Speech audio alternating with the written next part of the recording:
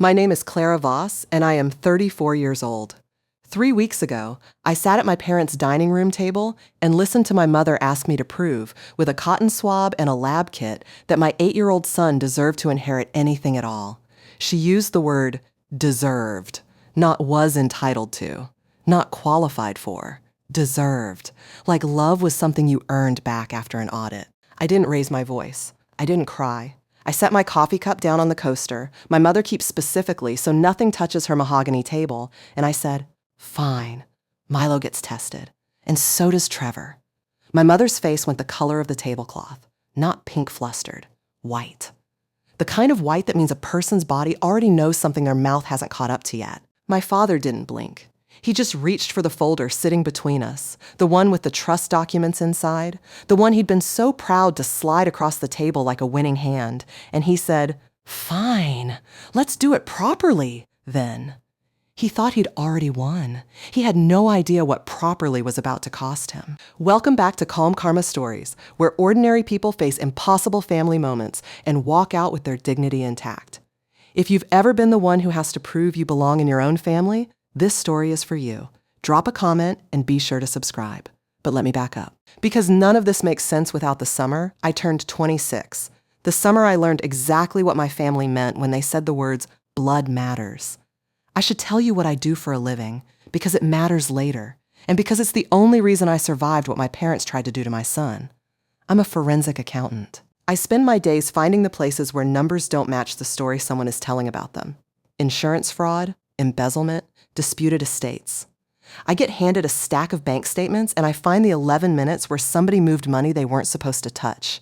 It is quiet work, patient work. Nobody hires a forensic accountant to yell. They hire us to be right, calmly, with documentation, in a way that holds up in front of a judge who has heard every excuse in the world. I have one habit that everyone who knows me will tell you about if you ask. I drink my coffee black in a plain white mug with exactly 2 ice cubes dropped in so it cools to drinkable in under a minute. My ex-husband used to call it my iced constitutional. My son calls it Mommy's Science Coffee because I've explained to him, more than once, that everything has a reason if you look for it, even the temperature of a drink.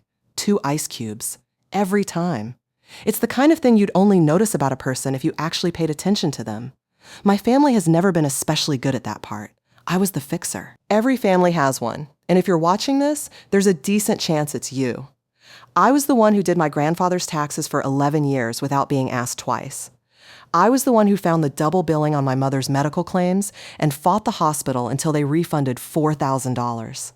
I was the one who drove 2 hours each way, every Sunday, for 3 years, to sit with my grandfather after his stroke and read him the newspaper because he couldn't hold it steady anymore.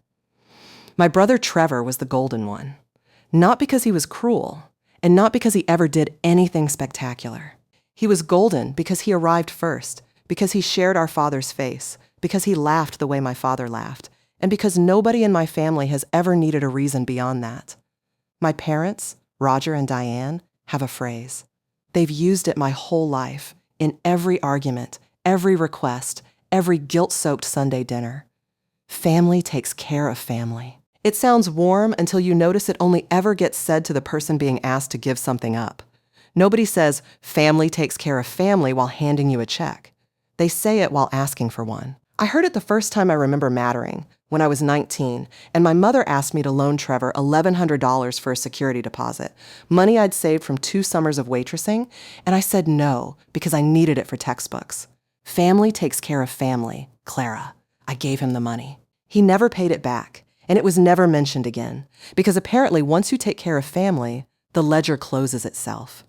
I heard it again when I was 26, married to a good, quiet man named Daniel, pregnant with my first child, and my mother sat across from me at the same dining table and asked whether I was sure about all this. All this meant Daniel, meant my marriage, meant, specifically, the baby. Here's the part that's hard to admit. My mother's discomfort with my husband was never loud enough to argue with directly. It was never a slur, never a slammed door. It was a raised eyebrow when I mentioned his last name at a party. It was her asking, twice, unprompted, whether Daniel's family was close in a tone that implied she already suspected the answer disqualified him from something. Daniel is biracial, raised by a single mother in a town 40 minutes from where I grew up, the son of a man my mother once described, when she thought I couldn't hear her, as not really in the picture, is he. She never said the quiet part all the way out loud. She didn't have to. I grew up fluent in her silences. When I told my parents I was pregnant, my mother's first question was not about names or nursery colors or how I was feeling. It was, and Daniel's family? They're healthy? No history of anything? I told her that was a strange thing to ask a pregnant woman. She said, "I'm just being thorough, Clara. Family takes care of family." As if thoroughness about my unborn child's bloodline was a form of love. I gave birth to my son 8 years ago. I named him Milo after my grandfather's brother, a man who died young and whom my grandfather spoke of with more tenderness than he ever showed anyone living. My mother held Milo exactly once at the hospital, for 11 minutes, before handing him back and saying he had Daniel's chin. She said it like she was noting a manufacturing defect. Daniel and I divorced 4 years later. It was not dramatic. We simply wanted different things, and we handled the separation the way I handle everything, with documentation and calm and a custody agreement neither of us has ever needed a lawyer to enforce. Daniel is still in Milo's life every week. He is a good father. None of that mattered to my family, because somewhere in the 2 years after the divorce, a new story about Milo started circulating, and I didn't hear the full shape of it until it was already load-bearing. It started, as these things always do, with someone else's mouth. My sister-in-law Priya, Trevor's wife, mentioned once at a birthday party to my aunt, in a voice she thought was quiet enough, that she'd heard things about who Milo's father really was. That there'd been some confusion around the time of the pregnancy. That Daniel had seemed surprised by the timeline. Once, at a barbecue, years ago, a comment Priya had apparently been carrying around like a stone in her pocket ever since. There was no confusion. Daniel was never surprised by anything. Priya invented a timeline out of a conversation she half remembered and half needed to be true, because the truth she actually wanted was simpler than any of it. She wanted her own 2 children, Trevor's children, to be the only grandchildren my parents' money was obligated to. I didn't learn about the rumor for almost 2 years. Rumors like that don't travel to the person they're about. They travel around her, in low voices at events she isn't invited to, until they've hardened into something everyone treats as common knowledge, except the one person who could simply answer the question if anyone had the nerve to ask it to her face. Nobody asked me to my face. Not once. Not for 2 years. Instead, I started noticing the small subtractions. Milo stopped being invited to the cousins-only outings Trevor's kids took with my parents, weekend trips to the lake house, day trips to the science museum, the kind of thing that used to include him automatically. When I asked why, my mother said the lake house trip was just getting crowded this year. Milo was 8 days younger than Trevor's older daughter and had gone every single summer of his life until that one. At Christmas, the year Milo turned 6, my parents gave each of Trevor's children a $500 savings bond. They gave Milo a coloring book. I asked my mother about it in the kitchen, quietly, while everyone else was in the other room. She said, "We just want to be careful right now, Clara. There's a lot to sort out. Family takes care of family, but we have to be responsible about who that family actually is." That was the first time anyone in my family said it directly to me, who that family actually is. I remember the exact temperature of the room. I remember not raising my voice. I remember saying, "I need you to say what you actually mean," and my mother looking at the floor and saying nothing at all, which was, in its own way, an answer. I let it go that year. I told myself grief does strange things to people, because my grandfather's health had started declining around then, and I told myself my mother was scared, and scared people say cruel things they don't fully believe. I want to be honest with you. That was a story I told myself because the alternative was too heavy to carry into every Sunday dinner for the rest of my life. I chose the comfortable interpretation. I understand now that was a mistake, but it was a mistake I made out of love, and I don't regret the love, even if I regret the blindness that came with it. The subtractions kept coming, small enough each time that arguing about any single one would have made me sound unreasonable, which is exactly how this kind of exclusion is designed to work. The year Milo turned 7, my mother started a group photo tradition at Thanksgiving, just the grandkids, she called it, and had it framed and hung in the hallway by the following Christmas. Milo wasn't in it. When I asked, she said he'd been off playing somewhere when they took it, though I have a video from that same afternoon showing him sitting quietly at the edge of the living room the entire time, 15 feet from where the photo was taken, waiting to be asked to join. The year after that, Trevor's daughter had a birthday party at an indoor trampoline park, 40 kids, a rented room, a cake shaped like a unicorn. Milo got an invitation 2 days after the party had already happened, postmarked. My mother later admitted when I pushed, later than we meant to send it. I never said anything to Milo about any of this. I have spent years making sure the temperature of what my family does never reaches him directly, which is its own kind of exhausting. The constant work of being a filter between a child and the people who are supposed to love him uncomplicatedly. I want to tell you about one more scene, because it's the one that finally made me start keeping a folder of my own, quietly, long before I knew I'd ever need it.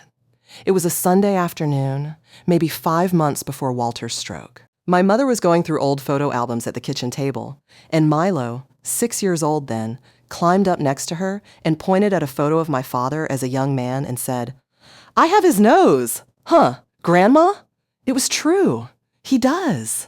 He has my father's exact nose, the same slight downward curve at the tip that shows up in every photo of Roger Voss since he was a teenager. A nose Trevor also has, a nose I do not have, because genetics distribute unevenly and always have. My mother looked at the photo, looked at Milo, and said, carefully, lightly, in a voice she probably thought sounded like a joke, "Oh, I don't know about that, sweetheart." Milo laughed, because 6-year-olds laugh at almost anything an adult says with a smile attached to it. I did not laugh. I stood at the counter with my back to both of them, and I felt something settle into place that had been circling for 2 years without a name. That was the day I started keeping copies of everything. Trust updates, emails from my parents, photos with timestamps. Not because I had a plan yet. Just because some instinct, the same instinct that's kept me employed for 11 years finding numbers that don't add up, told me I would need proof of things eventually, and that nobody was going to hand it to me voluntarily. My grandfather, Walter, was the one who built what my family now calls the trust. He'd started a regional trucking company in the 60s and sold it in his 70s for an amount that changed everything about how my family talked to each other. After the sale, he set up an irrevocable trust that would eventually be split among his grandchildren, meaning me, Trevor, and Trevor's 2 kids, once certain conditions were met. My father, Roger, was named trustee, responsible for administering it until Walter's death and for some years after. Walter was not a sentimental man, but he was, in his own way, fair. He used to tell me, every single Sunday I sat with him after his stroke, that money doesn't know whose blood carries it, Clara. It only knows whose hands are careful with it. He trusted me with his checkbook long before he trusted my father with anything more complicated than groceries. I loved him uncomplicatedly, which is a rare thing to say about anyone in my family. Walter died 14 months ago. The trust was supposed to distribute to the 3 living grandchildren, me, Trevor, and by extension, eventually Trevor's kids' shares held for them, according to the original terms he'd set decades earlier, terms I'd actually read once, years ago, when Walter showed me a copy, so you understand where things stand in case anything happens to me. I remembered those terms clearly, because reading trust documents accurately is, professionally speaking, my entire job. There was no DNA clause. There was no bloodline verification requirement. There was a simple, 3-way equal split among Walter's grandchildren, with Trevor's 2 children's portions held in a sub-trust until they turned 25. That is not the document my parents produced 3 weeks ago. Let's come back to the present, because this is where the story actually starts moving. 6 weeks ago, my mother called and asked me to come to a family meeting at the house, along with Trevor and Priya. She said it was about finalizing the trust paperwork now that the estate's settled. I didn't think much of it. I brought my laptop out of habit, the way I bring it everywhere, because I like having my own copies of things when money is involved.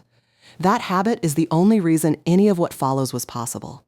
We sat at the dining table. My father had a manila folder in front of him, thicker than I expected. My mother had made tea nobody drank. Trevor sat with his arms slung over the back of Priya's chair in the particular posture of a man who already knows how a meeting is going to go because someone told him in advance. My father opened the folder and slid a document across the table to me.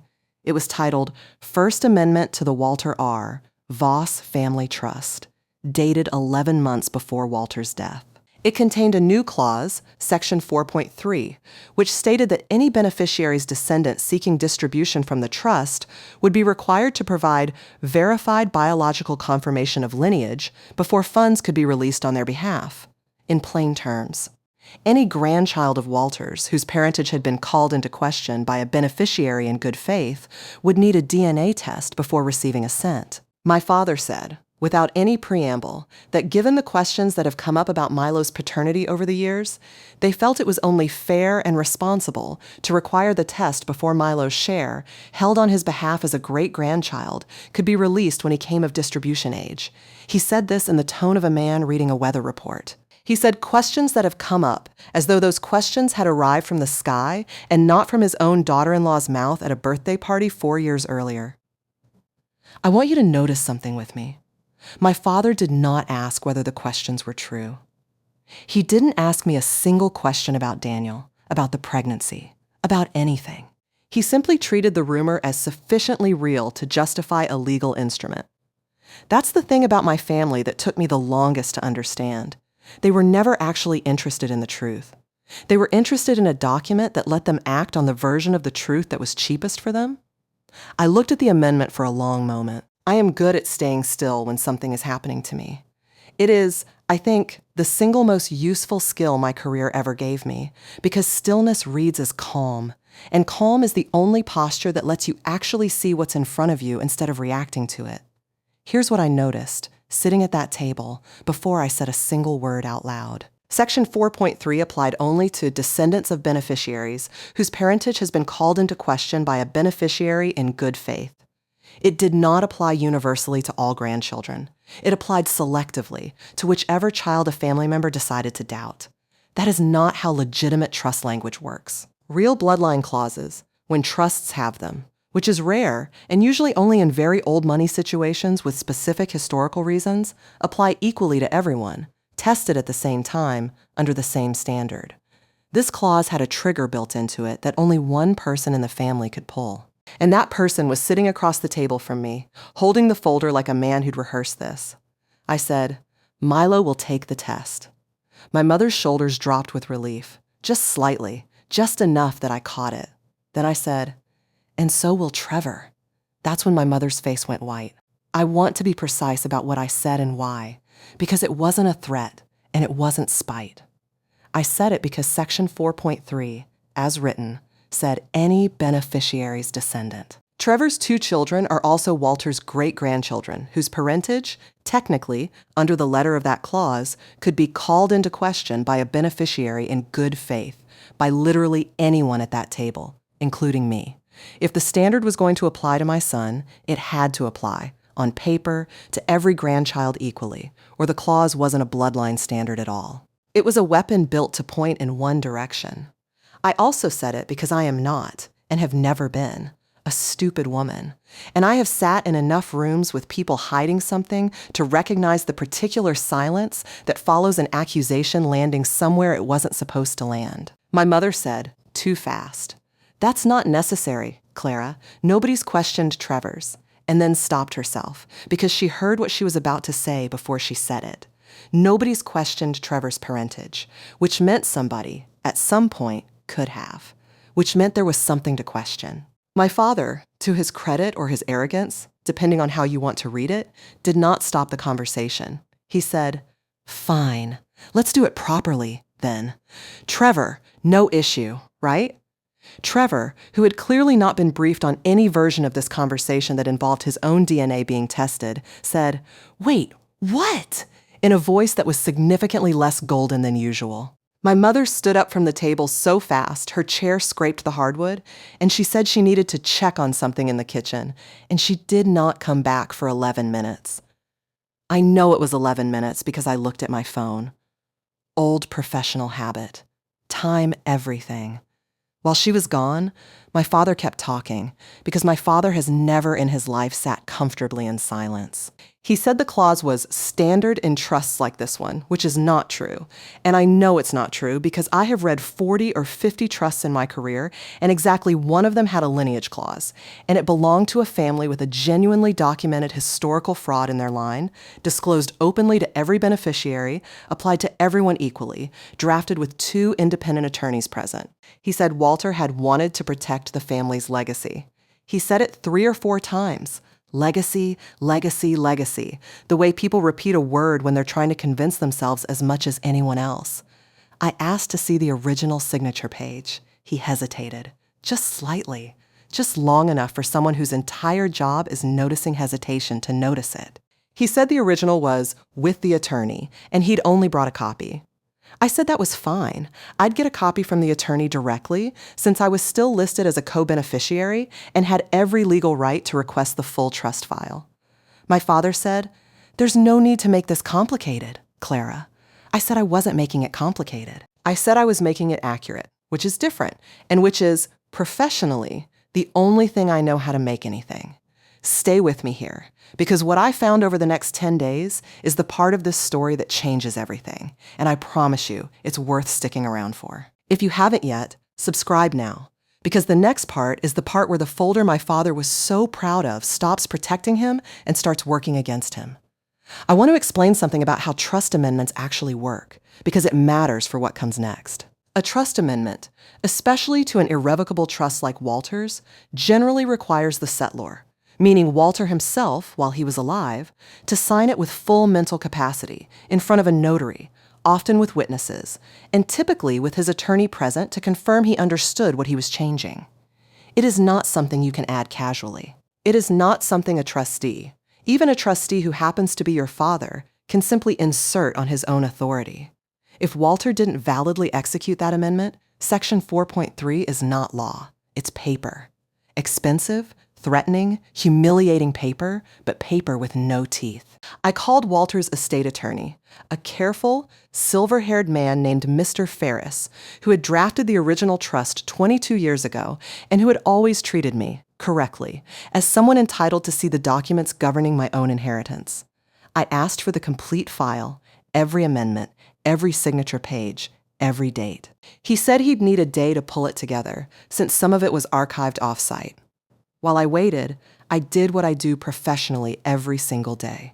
I built a timeline. I pulled Walter's medical records, which I had partial legal access to as the family member who'd held his healthcare proxy during his final year, a role my parents had given me specifically because I was good with paperwork, which is a phrase I now understand was never a compliment so much as a job description they didn't want for themselves. I want to be clear that I only used records I was already legally entitled to access. I am careful about that line. It's the same line that makes my professional findings hold up anywhere they're challenged. Walter had a serious stroke 11 months and 6 days before he died. Section 4.3, according to the copy my father had shown me, was signed and notarized 11 months and 2 days before Walter's death, 4 days after the stroke. I sat with that number for a long time. 4 days. I requested Walter's hospital discharge summary from that admission, which I was able to access as his former healthcare proxy of record. It described him, 4 days post-stroke, as experiencing moderate expressive aphasia and intermittent confusion, improving but not yet resolved, and recommended he not execute legal or financial documents until further cognitive evaluation, a note his physician had written explicitly, in plain language, in the chart, because apparently the hospital had specifically flagged this concern with the family at the time. My father had been informed of that recommendation directly. I know this because his signature is on the form acknowledging he received it. 4 days after that note was written, according to the document he'd shown me at that dining table, Walter signed away his original, fair, 3-way equal trust and replaced it with a clause designed to let his son decide unilaterally which great-grandchild deserved to inherit. Mr. Ferris called me back the next afternoon, and his voice had a different quality to it than usual. Careful in a new way.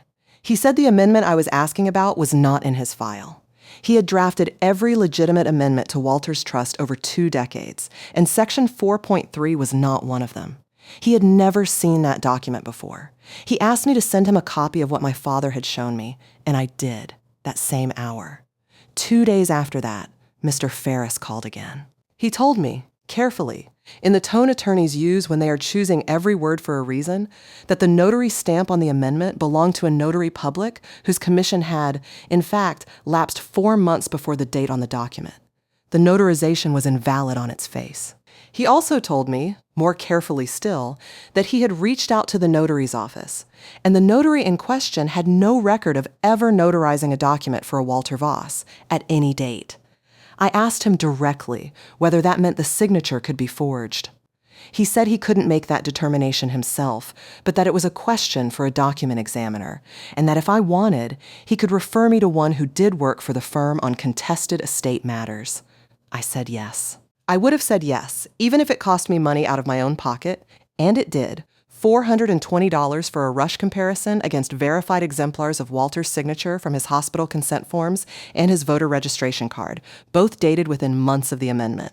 The report came back 9 days after that dining room meeting. The examiner's language was measured, the way these reports always are, full of phrases like significant indicators of dissimilarity and inconsistent with genuine execution.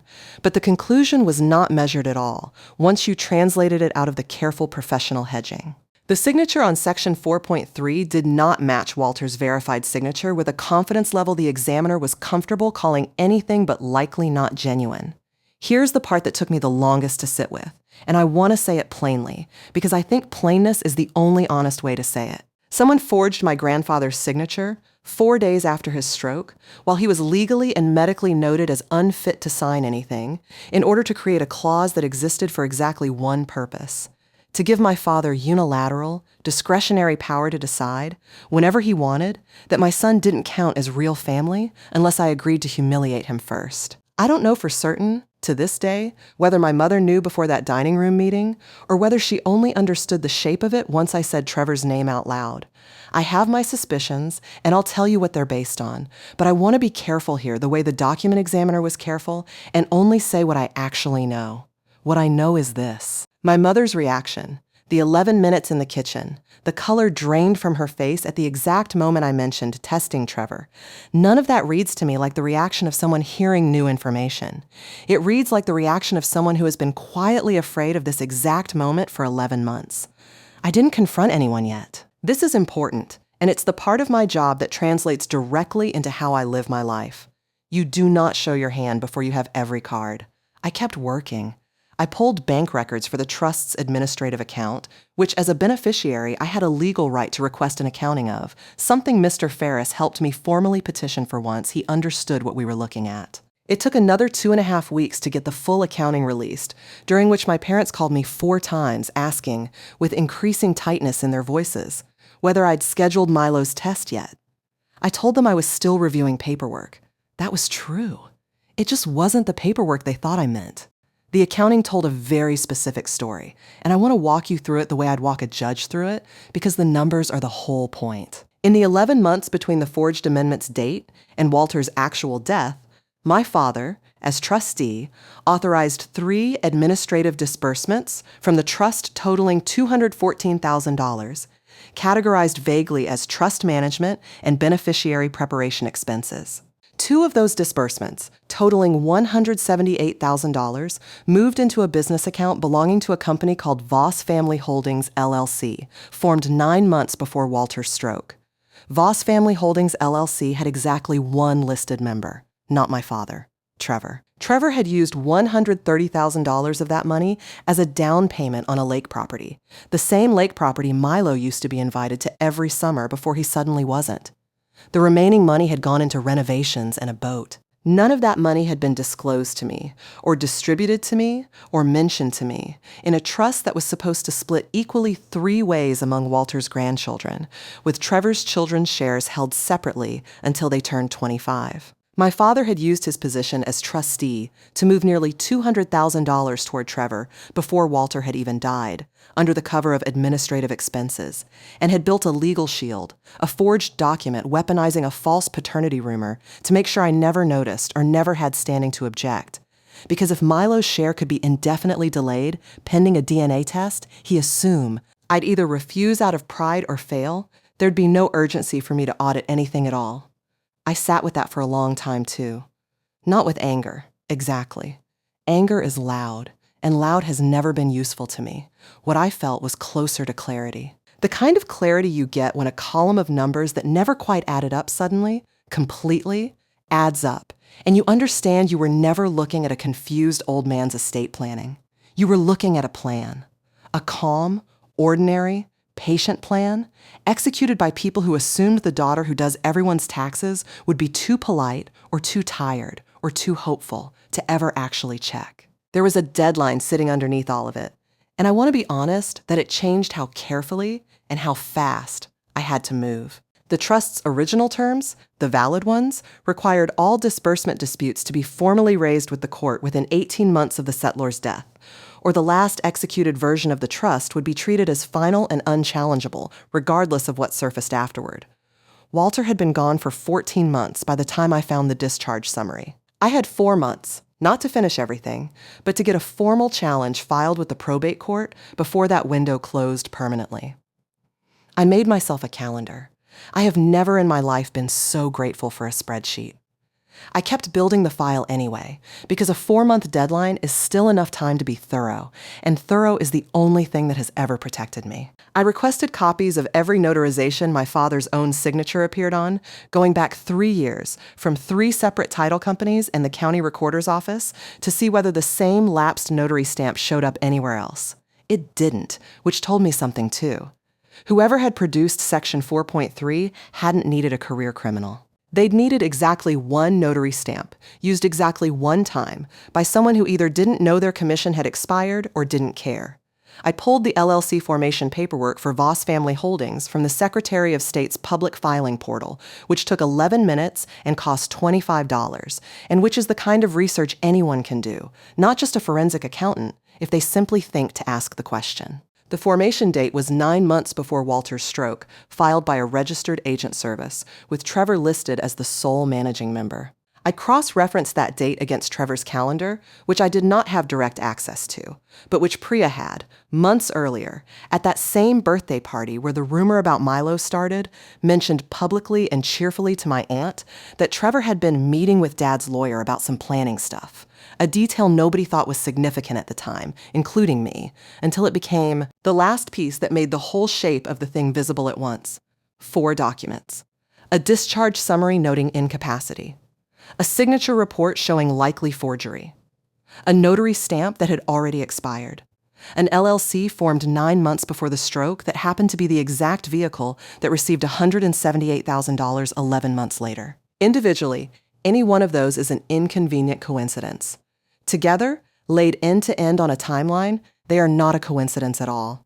They are a plan with a start date. I called Mr. Ferris one more time before I did anything else. I asked him a single question. If the amendment is proven fraudulent and the disbursements are proven improper, what happens to the original trust terms? He told me, plainly, that the trust would almost certainly revert to its last validly executed version, meaning the original equal 3-way split Walter had set up over 2 decades ago, and that my father, as trustee, could face removal, a demand for restitution, and depending on how the probate court and possibly the district attorney's office viewed the forged notarization, criminal exposure for elder financial abuse and forgery. He said this last part gently because he has known me since I was 22, and he understood I wasn't asking out of vengeance. I was asking because I needed to know exactly what tools I had before I walked back into that dining room. I scheduled the meeting myself this time. I told my parents I wanted to finalize the DNA testing logistics, which was true in the narrowest possible sense, and which I knew would guarantee they'd both be there, along with Trevor, because none of them wanted to miss the moment they still believed was going to end with my son disqualified and my silence bought at the cost of his dignity. I brought 3 things with me. A folder, because my father likes folders and I wanted him to recognize the shape of what was coming before he understood the contents. Copies of the document examiner's signature report, the hospital discharge note, and the trust accounting, 3 sets, 1 for each of them. And a 4th thing, which I hadn't told anyone I was bringing. Mr. Ferris himself, on speakerphone, patched in at the moment I chose, because I wanted a licensed attorney's voice in that room the instant the conversation needed one, and because I wanted no one to be able to say afterward that I'd twisted anything. We sat at the same table. My mother had made the same tea nobody drinks. My father had his own folder again, thinner this time, a printed lab requisition form for Milo, ready to be signed. He slid it toward me before I'd even sat down fully and said, "Let's get this handled today, Clara." I didn't sit down all the way either. I stood on the other side of the table, set my own folder down, and said, "I agree. Let's handle it today." I opened my folder and slid the hospital discharge summary across first. I said, "This is dated 4 days before Section 4.3 was signed. Your signature's on it, acknowledging Walter was not to execute legal documents due to cognitive impairment following his stroke." My father's face didn't move much. He's better at stillness than my mother. I'll give him that. But his hand, resting on the table, closed slowly into a fist, and I noted it the way I note every physical tell in every deposition I've ever sat through. I slid the signature examiner's report across next. I said, "This compares the signature on Section 4.3 against 3 verified exemplars. The examiner's conclusion is that it's likely not a genuine signature. The notary whose stamp is on that page had a lapsed commission at the time and has no record of ever notarizing anything for Walter Voss." My mother made a sound. Not a word. Just a sound, small and involuntary, the kind of sound a person makes when a thing they've been holding their breath about for 11 months finally exhales out of someone else's mouth instead of their own. I slid the trust accounting across last. I said, "This shows $214,000 moved out of the trust in the 11 months before Walter died, marked as administrative expenses.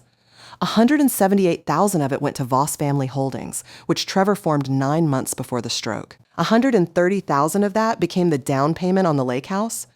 Trevor's chair scraped back. He said, "Wait, what?" For the second time in this story, in almost exactly the same voice, because apparently that particular sentence is the only honest thing my brother says under pressure. I said, calmly, "Because I have never once in my life needed to raise my voice to be heard clearly. So here's where we actually are. Milo doesn't need a DNA test. There's no valid clause requiring one, because the document that created it wasn't legally executed. What does need to happen is a full accounting of trust funds distributed before Walter's death and a conversation about what happens to a trustee who authorizes disbursements based on a forged instrument." That's when I picked up my phone and put Mr. Ferris on speaker. His voice, calm and unhurried in exactly the way I'd asked him to be, filled the room. He introduced himself, confirmed he was Walter's longtime estate attorney, and said, plainly, that based on the materials Clara had shared with him, he had grave concerns about the validity of Section 4.3 and about certain disbursements made under it, and that he would be recommending, formally, that the probate court be notified, that the trustee's authority be reviewed, and that depending on the court's findings, the matter could be referred for a forensic audit and potentially to the district attorney's office for review of possible elder financial abuse and document forgery. My father stood up. He said, "This is absurd. This is a family matter." And Mr. Ferris, without any heat in his voice at all, said, "Mr. Voss, forging a signature on a legal instrument affecting the disposition of a $2.3 million trust stopped being a family matter the moment it was notarized with a lapsed stamp. I want you to notice, because it matters, that nobody in that room raised their voice except my father, and even his was more panic than volume. Everyone else, my mother frozen, Trevor staring at his own hands like they belonged to someone else, was silent in the specific way people go silent when they understand, all at once, that the story they'd been telling themselves for months has just ended, permanently, in a version they don't get to control. My father tried one more thing. He said, almost pleading now, that the lake house money could be worked out, that it was always going to even out eventually, that families didn't need lawyers for this. I said, and this is the only time in this entire story my voice got quieter instead of staying level. You tried to make my 8-year-old prove his own existence to a forged document so you could hide $178,000. There is nothing here that evens out casually. My mother finally spoke. She said, "Clara, please, can we just cancel all of it? The amendment, the test, everything. Just let it go back to how it was. I told her that wasn't a decision any of us got to make individually anymore, because Mr. Ferris had a professional obligation, now that he knew, to report a forged legal document to the probate court, whether any of us wanted him to or not. That is one of the things people never understand about pulling a real thread on a real fraud. Once a licensed attorney knows, it isn't yours to bury anymore. 3 weeks later, the probate court formally suspended my father as trustee pending a court-ordered forensic audit, appointing a neutral successor trustee, a retired judge, to oversee the trust until the matter resolved. My father was required to appear before the court with counsel to explain the disbursements. The district attorney's financial crimes unit opened a preliminary inquiry into the forged signature and lapsed notarization, though as of the time I'm telling you this, no charges have been filed, and I want to be honest, that outcome is still unresolved and may take months longer. 2 months after that dining room meeting, the successor trustee froze the joint account my parents had been drawing from for renovations on their own kitchen, funded, it turned out, by a third undisclosed administrative disbursement of $36,000 I hadn't even found yet on my first pass through the accounting. My mother tried to use the card at a furniture store for a set of dining chairs, ironically enough, and it was declined at the register in front of the store manager and 2 other customers because the account had been frozen that morning pending the audit. She called me that evening, furious, asking how I could have let this happen to her, as though I were the one who'd forged a dead man's signature. Trevor's Lake House is currently under review by the Successor Trustees Council to determine whether the down payment, obtained through improperly disbursed trust funds, needs to be repaid or whether a lien needs to be placed against the property. Trevor has hired his own separate attorney, and Priya, from what I understand through mutual family contacts, has stopped attending most family gatherings entirely, which I find, if I'm honest, to be the single least surprising development in this entire story. 5 weeks in, my mother tried a different approach entirely. She sent me a long email, no subject line, just a wall of text, explaining that she'd always loved Milo the same as the other grandchildren, that the amendment had been your father's decision, not mine, and that she never actually believed any of what Priya said. I didn't respond to the email itself. I forwarded it to Mr. Ferris instead, because by that point, I had learned that anything written down by anyone in my family was, functionally, evidence, and I had stopped treating apologies and admissions as separate categories of information. 7 weeks in, the successor trustee's forensic audit turned up the $36,000 kitchen renovation disbursement I mentioned, along with a fourth, smaller transfer, $9,000, that had gone toward country club dues my parents had let lapse for 2 years before Walter's stroke and mysteriously caught back up on 4 months after. Every dollar of it is now part of a restitution demand the court is reviewing, and every dollar of it came out of money that was never my father's to move in the first place. 9 weeks in, my father's attorney reached out to Mr. Ferris with an offer to resolve the matter privately, proposing that my father repay the disbursed funds in full over 18 months in exchange for the district attorney's office declining to pursue charges, a decision that ultimately isn't in any of our hands, since the DA's office makes that call independently, regardless of what any private settlement says.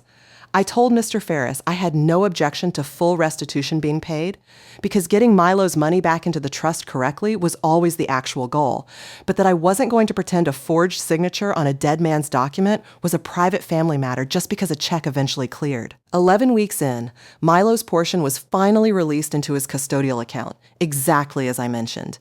And I want to tell you what I did the day it happened, because it's the smallest detail in this entire story, and somehow the one that has stayed with me the most. I made myself a coffee, black, 2 ice cubes, and I sat at my own kitchen table, not my mother's, not anyone's dining room with a folder waiting on it, and I read the confirmation letter from the successor trustee twice, slowly, the way I read every document that actually matters.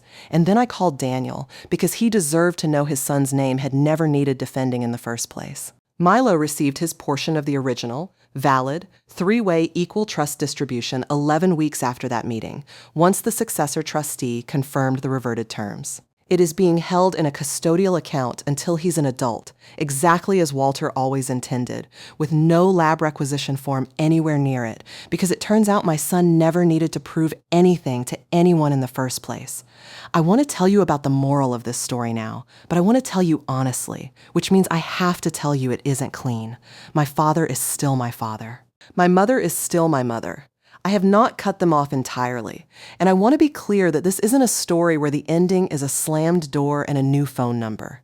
But I have set terms, and I want to walk you through what those terms actually are, because I think this is the part a lot of people watching this need to hear most. I told my parents that I would remain in contact, that Milo could see them, but only under conditions I control completely. No unsupervised time with my parents for Milo until the probate matter and the criminal inquiry are fully resolved, because I am not willing to risk my son's safety or emotional well-being around people who have shown me, in writing, notarized in a stamp that didn't even belong to them, exactly how far they're willing to go. No further discussion of Milo's parentage, ever, under any circumstance, framed as a joke or otherwise, or the contact ends entirely and permanently. No negotiation. Any future family gathering happens on neutral ground, at a restaurant or a park, never at their house, because I no longer trust what documents might be sitting in a folder on that dining room table. My mother agreed to all of it within a week. I think some part of her had been waiting 11 months for someone else to finally be the adult in the situation, even if that someone was her own daughter presenting evidence across a table she'd hoped would only ever hold tea in a lab requisition form. My father has agreed to less of it, more slowly, and mostly, I suspect, because his lawyer told him cooperating with me might read favorably to the court. I don't know yet whether he understands what he did or whether he's simply managing the consequences of getting caught. I've made peace with the fact that I may never fully know the difference, and that peace, strange as it sounds, is its own kind of freedom. Here's what I learned, and I want to say this directly to you, because I think a lot of you know exactly what this feels like from the inside. Families like to tell you that love is unconditional, right up until the moment it becomes inconvenient, and then suddenly there are conditions everywhere, hidden in folders, dressed up in words like fair and responsible, and family takes care of family. But real fairness doesn't need a forged signature to enforce itself. Real love doesn't require a lab result before it decides your child is allowed to belong to it. I didn't win this by yelling. I didn't win it by cutting anyone off in a moment of fury, satisfying as that might have felt for about 11 minutes. I won it the way I win everything, the way I've spent my whole career winning things for other people who never got to see how the math actually worked out in their favor, by staying still, by staying calm, by refusing to sign anything, agree to anything, or believe anything until I had checked it myself. My son will never know most of the details of this story, not for years, and maybe not fully ever. What he knows is that his mother believed him, without hesitation, the first and only time it mattered. That's the only inheritance I actually care about protecting. If this story meant something to you, if you've ever been the fixer, the doubted one, the one who had to prove what should have never needed proving, I want to hear about it. Tell me in the comments what family takes care of family sounds like in your house, and whether you've ever had to call that bluff yourself. Share this with someone who needs to hear that composure is its own kind of power. And if you're new here, subscribe, because there are a lot more stories where someone thought quiet meant weak and found out calmly, precisely, on paper, exactly how wrong they were. I'll see you in the next one.